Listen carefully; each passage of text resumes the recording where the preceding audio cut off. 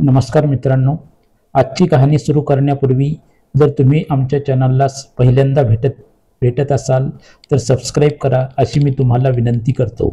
जर तुम्हाला व्हिडिओ आवडला असेल तर कृपया लाईक करा। तर चला आजची कहाणी सुरू करूया। खूप वर्षापूर्वी एका शहरात एक विधवा राहत होती। तिचा नवरा एका मुलाला मागे सोडून गेला होता। त्याचा एकुलता एक मुलगा तिचा एकमेव आधार होता, म्हणून ती तिच्या मुलावर तिच्या जीवापेक्षा जास्त प्रेम करत होती। शिक्षणाद्वारे तो विद्वान व्हावा म्हणून विधवेने मुलाला शाळेत दाखल केले। मुलगा नियमितपणे शाळेत जात असे आणि परिश्रमपूर्वक अभ्यास करत असे। दिवस हळूहळू जात होते। एका रात्री मुलाला स्वप्न पडले की त्याचे लग्न सूरजपूर राज्याच्या राजकन्येशी झाले आहे। डोळे उघडताच तो खूप आनंदी झाला आणि हसायला लागला, पण दुसऱ्या क्षणी त्याला वाटले, सूरजपूर राज्याची राजकन्या कुठे आहे आणि मी कुठे आहे? एका गरीब विधवेचा मुलगा तो रडू लागला। त्याचे हास्य आणि रडणे ऐकून त्याच्या आईने विचारले, काय झालं बेटा? तू आत्ताच हसत होतास आणि तू का रडत आहेस? मुलाने उत्तर दिले, नाही, नेहमीप्रमाणे तो त्या दिवशी शाळेत गेला आणि त्याचे स्वप्न आठवून हसायला लागला। शिक्षकांनी त्याला विचारले की तो का हसत आहे आणि रडत आहे, पण त्यांनी त्यांना काहीही सांगितले नाही। यामुळे शिक्षकांना राग आला आणि त्यांनी त्याला शिक्षा करण्याचा आणि त्याला स्पष्टीकरण देण्यास भाग पाडण्याचा प्रयत्न केला, पण त्याने त्यांना काहीही सांगितले नाही। त्या संध्याकाळी मुलाला काढून टाकल्यावर तो रडत रडत घरी परतला। विधवेला त्याच्या स्थितीचे खूप दुःख झाले। ती ताबडतोब राजाकडे गेली आणि शाळेतील शिक्षकाबद्दल तक्रार केली। राजाने शिक्षकाला बोलावून विचारले की त्याला शिक्षा का झाली। शिक्षक म्हणाले, महाराज, मी सर्व मुलांना शिकवत असताना हा मुलगा हसत आणि रडत होता। मी त्याला का विचारले, पण त्याने नकार दिला, म्हणून मी त्याला शिक्षा केली, पण तो अजूनही स्पष्टीकरण देत नव्हता। राजाने विचारले, मुला, तू का हसत आणि रडत होतास? पण मुलाने राजालाही उत्तर दिले नाही। मुलाच्या धाडसाने संतापलेल्या राजाने त्याला तुरुंगात टाकण्याचा आदेश दिला। एका विधवेचा राजावर काहीच अधिकार नव्हता। असह्य ती गरीब स्त्री रडत घरी परतली। काही दिवसांनी सूरजपूर राज्यातील एक राजदूत राजाच्या दरबारात आला। राजदूताने राजाला एक पत्र आणि 3 लाकडी काठ्या सादर केल्या। राजाने सूरजपूरच्या राजाचे पत्र उघडले आणि वाचून दाखवले। त्यात लिहिले होते, या 3 काठ्यापैकी कोणती काठी सर्वात वरची आहे, कोणती मधली आहे आणि कोणती खालची आहे? या प्रश्नाचे उत्तर द्या किंवा युद्धाची तयारी करा। पत्र वाचल्यानंतर राजाने संपूर्ण राज्यात ढोल वाजवण्याचा आदेश दिला। जो कोणी रामपूरच्या राजाच्या प्रश्नाचे उत्तर देऊ शकेल त्याला 100 रुपये बक्षीस दिले जाईल। राजाच्या घोषणेची बातमी पसरली आणि लोक रामपूरच्या राजाच्या प्रश्नाचे उत्तर विचारात घेऊ लागले। त्याच रात्री एक वृद्ध दासी तुरुंगातून काहीतरी बडबडत जात होती। तुरुंगाच्या कड्यामधून मुलाने तिला पाहिले। त्यांनी म्हातारी बाईला बोलावून विचारले, काय झालं म्हातारी? संपूर्ण राज्य इतक्या मोठ्याने काय बोलत आहे? म्हातारी बाई म्हणाली, अरे मुला, तुला कसं समजतं? सूरजपूरच्या राजाने आमच्या महाराजांना लाकडांचे 3 तुकडे पाठवले आहेत। त्यांनी विचारले आहे, या 3 लाकडापैकी वरचा कोणता आहे, मधला कोणता आहे आणि खालचा कोणता आहे? या प्रश्नाचे उत्तर दे किंवा त्यांच्याशी युद्धासाठी तयार हो। या प्रश्नाचे उत्तर देणाऱ्याला राजाने 100 रुपये बक्षीस जाहीर केले आहे। मुलगा म्हणाला, अरे हा काय कठीण प्रश्न कोणता आहे? मी हे सांगू शकतो। म्हातारी बाई म्हणाली, बेटा, मला उत्तर सांग। मी एक गरीब म्हातारी आहे। जर मला 100 रुपये बक्षीस म्हणून मिळाले तर माझे जीवन आरामदायी होईल। मुलगा म्हणाला, ठीक आहे, जा आणि एका मोठ्या भांड्यात पाणी भरा आणि त्यात लाकडाचे 3 तुकडे एक एक करून टाका। जी काठी लगेच बुडेल ती टोक असेल, जी थोडीशी तरंगते आणि पुन्हा बुडेल ती मधली असेल, जी काठी सर्वात शेवटी तरंगते आणि सर्वात जास्त बुडेल ती खालची असेल। दुसऱ्या दिवशी दरबारात एक सुपारी ठेवण्यात आली. राजा म्हणाला, जो कोणी सूरजपूरच्या राजाला उत्तर देऊ शकेल त्याने सुपारी घ्यावी. जो उत्तर देईल त्याला 100 रुपयाचे बक्षीस दिले जाईल. गर्दीतून एक वृद्ध दासी बाहेर आली. तिने पटकन सुपारी उचलली. राजाने तिला लाकडाचे 3 तुकडे दिले आणि म्हटले, मला सांग, कोणते टोक आहे, कोणते मधले आहे आणि कोणते तळाचे आहे. त्या वृद्ध दासीने क्षणभर वेळ मागितली आणि दरबारातून बाहेर गोठ्यात गेली. तिथे पाण्याने भरलेले एक मोठे भांडे होते. तिने लाकडाचे तुकडे एक एक करून पाण्यात बुडवले आणि त्यांना चिन्हांकित केले. पुढच्या क्षणी त्या वृद्ध महिलेने राजासमोर लाकडाचे तुकडे ठेवले आणि चिन्हाचा वापर करून कोणते वरचे, कोणते मध्यभागी आणि कोणते खालचे आहे हे दर्शविले. वृद्ध दासीच्या उत्तराने राजा खूप खुश झाला. त्याने वृद्ध बाईला 100 रुपये बक्षीस दिले आणि तिला सूरजपूरच्या राजाला प्रश्नाचे उत्तर पाठवले. उत्तरासोबत राजाने असेही लिहिले, तुमच्या प्रश्नाचे उत्तर मला विचारण्याची गरज नव्हती. आमच्या वृद्ध दासीने तुम्हाला आधीच उत्तर सांगितले आहे. उत्तर मिळाल्यानंतर लगेच सूरजपूरच्या राजाने एका राजदूतामार्फत राजाकडे 3 गायी पाठवल्या. त्यांच्यासोबत त्याने एक पत्र देखील पाठवले, ज्यामध्ये विचारले गेले की या 3 गायीपैकी कोणती आई आहे, कोणती मुलगी आहे आणि कोणती मुलीची मुलगी आहे. या प्रश्नाचे उत्तर लवकर पाठवा, नाहीतर युद्धाची तयारी करा. त्यानंतर राजाने संपूर्ण राज्यात घोषणा केली की जो कोणी रामपूरच्या राजाला प्रश्नाची उत्तर देऊ शकेल त्याला 100 रुपये बक्षीस दिले जाईल. या घोषणेची बातमी सर्वत्र पसरली. त्याच रात्री जेव्हा ती वृद्ध दासी तुरुंगाजवळून जात होती तेव्हा तुरुंगाच्या कोठडीत बंद असलेल्या मुलाने विचारले, म्हातारी बाई, आज राजाने अशी कोणती घोषणा केली आहे ज्याची सर्वत्र चर्चा होत आहे. वृद्ध बाईने उत्तर दिले, बेटा, यावेळीही सूरजपूरच्या राजाने आमच्या राजांना एक प्रश्न विचारण्यासाठी पत्र पाठवले आहे. पत्रात लिहिले आहे की जर तू प्रश्नाचे उत्तर पाठवले नाहीस तर युद्धासाठी तयार राहा. मुलाने विचारले, प्रश्न कोणता आहे? यावेळी राजाने 3 गायी पाठवल्या आहेत आणि विचारले आहेत की कोणती आई आहे, कोणती मुलगी आहे आणि कोणती मुलीची मुलगी आहे. 3 गायी अगदी सारख्या दिसतात. मुलगा म्हणाला, हा खूप सोपा प्रश्न आहे. म्हातारी म्हणाली, बेटा, जर तुला या प्रश्नाचे उत्तर माहीत असेल तर कृपया मला सांग. देव तुला आशीर्वाद देईल. मुलगा म्हणाला, ठीक आहे, जा आणि हिरव्या गवताचा ढीग गोळा कर आणि त्याभोवती बांबूचे कुंपण बांध.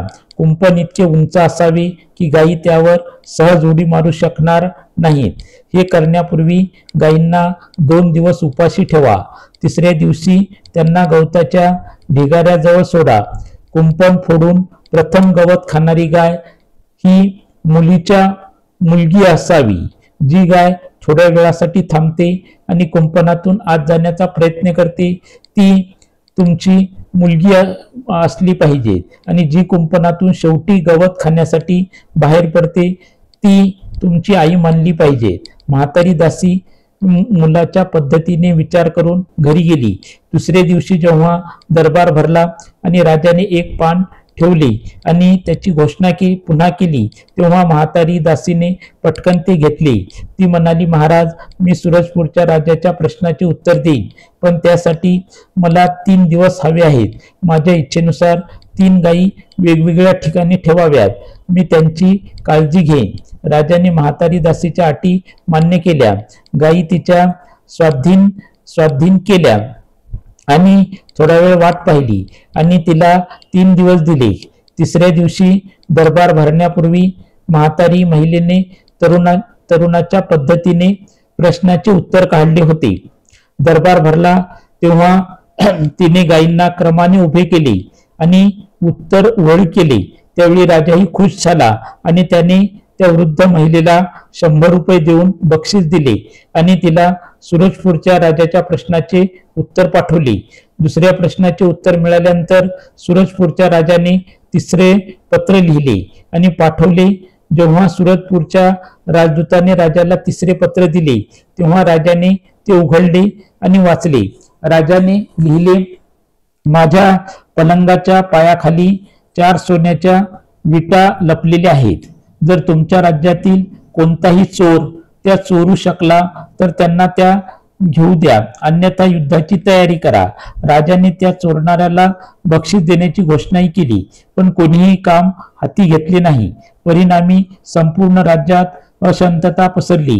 त्या रात्री वृद्ध दासी तुरुंगातून जात असताना मुलाने विचारले, काय झाले वृद्धा?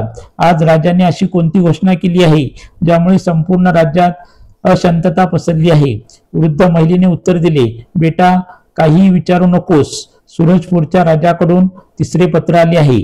त्यात त्यांनी लिहिले आहे, माझ्या पलंगाच्या पायाखाली 4 सोन्याच्या विटा लपलेल्या आहेत.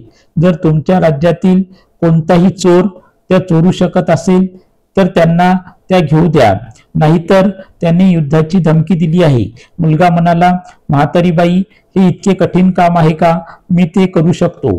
म्हातारी बाई ताबडतोब राजाकडे धावली आणि म्हणाली, महाराज, काळजी करण्यासारखे काही नाही.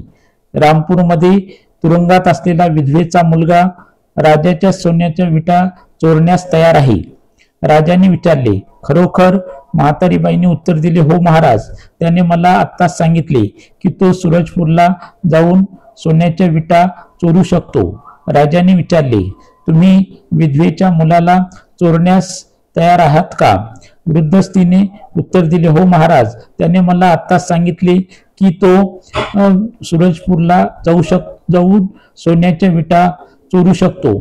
प्रसन्न होऊन राजाने विधवेच्या मुलाला तुरुंगातून बाहेर आणून न्यायालयात हजर करण्याचा आदेश दिला. विधवेच्या मुलाला तुरुंगातून बाहेर आणले तेव्हा राजाने विचारले, तुम्ही सूरजपूरच्या राजाच्या पलंगाखाली ठेवलेल्या सोन्याच्या विटा चोरू शकता का? मुलगा उत्तरला, हो महाराज. मी सूरजपूरच्या राजाच्या पलंगाखाली ठेवलेल्या सोन्याच्या विटा चोरू शकतो, पण तुम्हाला 2 नौकर आणि 6 महिन्याचा संपूर्ण प्रवास खर्च द्यावा लागेल. राजाने त्याला 2 नौकर आणि 6 महिन्याचा संपूर्ण प्रवास खर्च दिला. दुसऱ्या दिवशी मुलगा सूरजपूरला निघून गेला. विधवेचा मुलगा सूरजपूरला पोहोचला तेव्हा त्याला कळले की राजाने त्याच्या राजवाड्याभोवती एक खोल कालवा खोदला आहे, जेणेकरून चोर पाणी ओलांडल्यास त्यांना शोधून काढता येईल.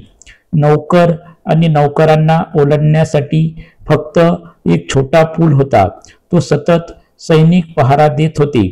शिवाय राजाने चोराचा मार्ग काढण्यासाठी एका ज्योतिषाला नियुक्त केले होते. जेव्हा विधवेचा मुलगा सूरजपूरच्या बाजारात राहू लागला तेव्हा ज्योतिषाने राजाला सांगितले की चोर राज्याच्या सीमेत घुसला आहे. राजाने सैनिकांना सतर्क राहण्याचे आदेश दिले. विधवेच्या मुलाने परिस्थिती पाहिल्यानंतर तो अनेक दिवस तलावात बुडून श्वास रोखण्याचा सराव करू लागला. काही दिवसांनी जेव्हा मुलाने बराच काळ श्वास रोखून ठेवण्याची कला आत्मसात केली तेव्हा एके दिवशी तो राजाचा घोडा वाहून नेणाऱ्या गवतकऱ्याशी बोलला.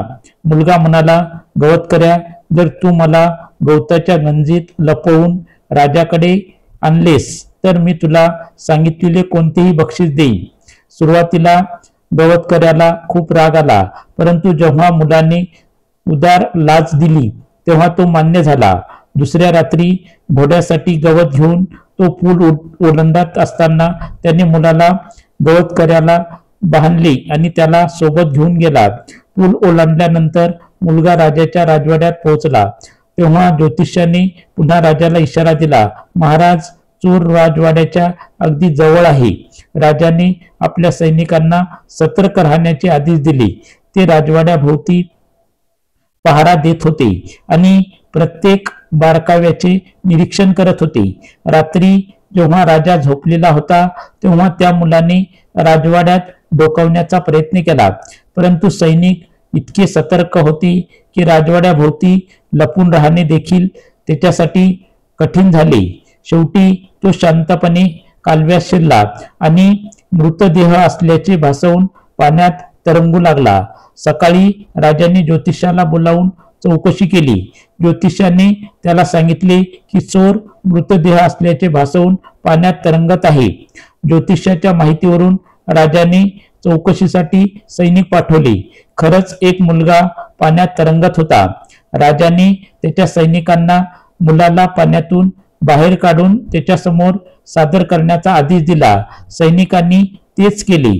तो मुलगा तेथेच पडला होता, पूर्णपणे मृतस्थिर, मृतदेहासारखा. राजाने त्याला घोड्याच्या शेपटीला बांधून राजवाड्याभोवती फिरवण्याचा आदेश दिला.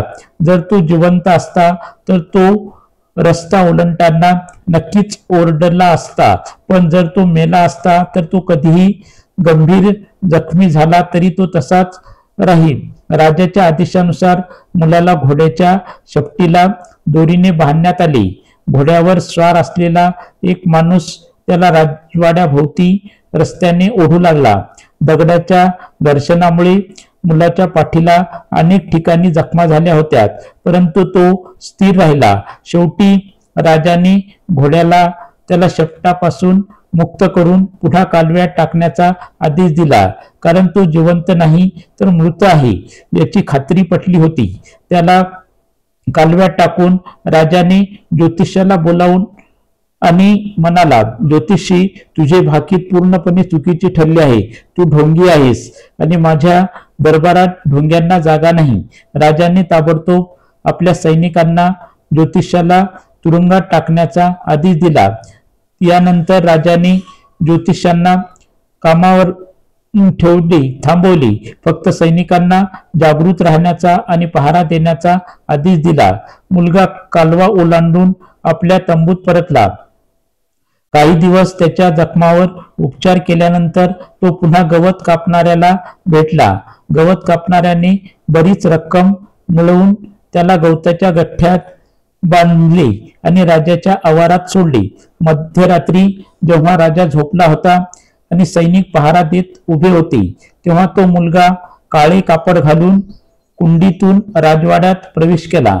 आत गेल्यावर त्याने राजा आणि त्याची मुलगी एक सुंदर सजवलेल्या खोलीत 2 बेडवर झोपलेले पाहिले. तो मुलगा खोलीत घुसला आणि राजाच्या मुलीकडे गेला आणि तिला हळुवारपणे उठवले आणि म्हणाला, मी यमदूत आहे. हे यमराज तुला बोलवतात आहे.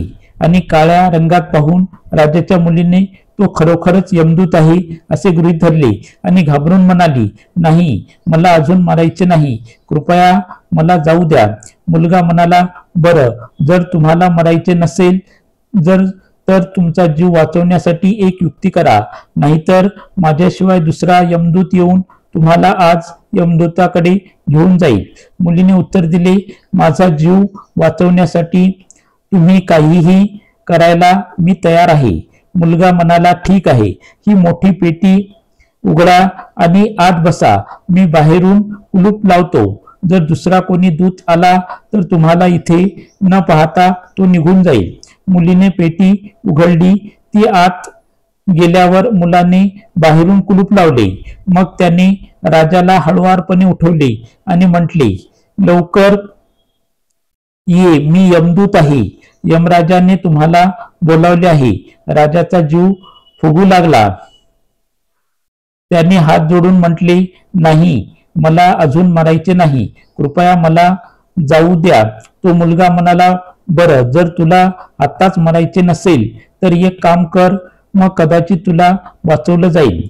नाहीतर दुसरा यमदूत माझ्या मागे येईल आणि तो नक्कीच तुझा जीव घेईल. राजाने विनंती केली, माझा जीव वाचवण्यासाठी तू जे काही म्हणशील ते करायला मी तयार आहे. तो मुलगा म्हणाला, बरं, उशीर करू नकोस, लवकर त्या दुसऱ्या पेटीत जा.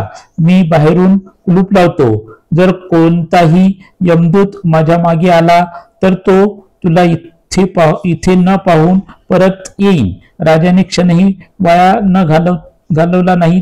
जेव्हा तो पेटीत बंद झाला तेव्हा मुलाने पलंगाखाली 4 सोन्याच्या विटा काढल्या आणि त्या आपल्या जवळ ठेवल्या.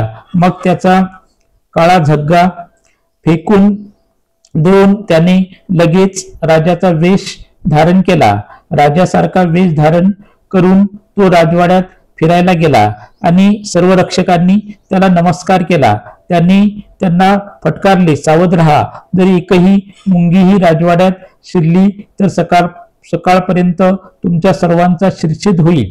पहा, मी शहरात थोड्या वेळासाठी फिरायला जात आहे, म्हणून तुम्ही सर्वांनी आणखी सावधगिरी बाळगली पाहिजे. गाड्यावाल्याला लवकर राजवाड्यातल्या दारापर्यंत गाडी आणण्यास सांगा. एका सैनिकाने धावत जाऊन गाड्यावाल्याला बोलावले. गाडी राजवाड्याच्या दाराशी उभी होती. गाडीवाल्याशी बोलल्यानंतर त्या मुलाने दोघांना सांगितले की त्यांनी गाड्यात पेट्या ठेवल्या आहेत. त्याच्या शेजारी 4 सोन्याच्या विटा ठेवल्या आहेत आणि तो गाड्यात बसला आहे. हळूहळू गाड्यांनी पूल ओलांडला. सर्व सैनिकांनी त्याला वारंवार सलाम केला. तो राजा आहे असे समजून पूल ओलांडल्यानंतर त्याने गाडीवाल्याला वेग वाढवण्याचा आदेश दिला. शहरात पोहोचल्यानंतर मुलांनी त्याच्या 2 नौकरांनाही गाड्यात बसवले. शक्य तितक्या वेगाने गाडी चालवत तो निघून गेला. सकाळपर्यंत चालक त्यांना सूरजपूरच्या सीमेवर घेऊन आला होता. थोड्याच वेळात विधवेचा मुलगा त्याच्या राज्यात पोहोचला आणि राजासमोर हजर झाला. त्यांनी राजाच्या पलंगाखाली असलेल्या 4 सोन्याच्या विटा सादर केल्या. राजाने त्याची स्तुती करायला सुरुवात केली आणि मुलांनी त्या पेट्यांच्या चाव्या दिल्या आणि म्हणाला, महाराज, या पेट्याही उघडा, कदाचित त्यात काही खजिना असेल. राजाला चाव्या दिल्यानंतर मुलगा त्याच्या आईला भेटायला गेला. राजाने दोन्ही पेट्या उघडल्या. सूरजपूरचा राजा आणि त्याची मुलगी आत पाहून राजा आश्चर्यचकित झाला. राजा पेटीतून बाहेर येताच तो राजाच्या पाया पडला आणि म्हणाला, महाराज, तुम्ही खूप सक्षम आणि कुशल आहात. आम्ही पराभव स्वीकारतो आणि आमच्या मुलीचे लग्न त्या तरुणाशी करू इच्छितो ज्याने हा चमत्कार केला. राजाने विधवेच्या मुलाला बोलावले आणि त्याला सूरजपूरच्या राजाच्या विनंतीला सहमती देण्यास सांगितले. जेव्हा सूरजपूरच्या राजाने आपल्या मुलीचे लग्न विधवेच्या मुलाशी केले तेव्हा त्या मुलाने आपल्या राजाला सांगितले, महाराज, आता मी तुम्हाला माझ्या हास्याचे आणि अश्रूचे कारण सांगतो. एका रात्री मला स्वप्न पडले होते की माझे लग्न सूरजपूरच्या राजाच्या मुलीशी झाले आहे.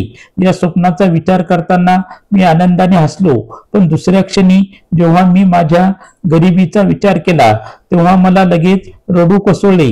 आता माझे स्वप्न पूर्ण झाले आहे, म्हणून मी तुम्हाला सांगत आहे. राजाने विधवेच्या मुलाचे कौतुक केले.